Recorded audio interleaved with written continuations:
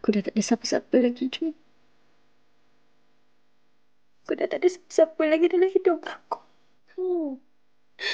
Kau jangan cakap macam tu, okey? Aku ada. Aku pernah cakap kan? Aku sentiasa ada untuk kau. Okey? Tahu aku.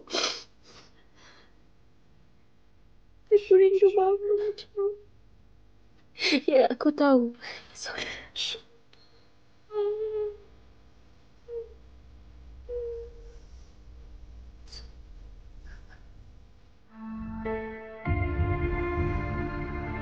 It doesn't matter, nothing happened. You tetap pergi kan? You tetap khianat I kan?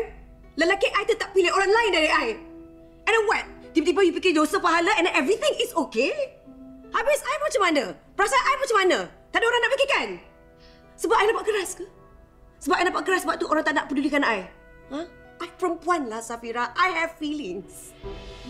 Rama nak kena tengok I betul-betul nangis ke baru dia tahu I ada perasaan? Dia teringat Kak Datin. Sebab tu dia tak buat apa-apa pun malam tu. Datuk masih sayang Kak Datin. Kalau dia sayangkan I, dia tak siksa I macam ni lah, Safira. Datin tolonglah percaya. Dia sendiri mengaku dekat saya, dia cakap dia masih sayang Kak Datin. Dan dia cakap dengan saya, dia lah lelaki yang paling bertuah sekali sebab Datin pilih dia. Dah lah, Safira. Pergi balik dulu. Saya janji. Lepas ni Datin takkan tengok muka saya lagi. Terima kasih atas semuanya.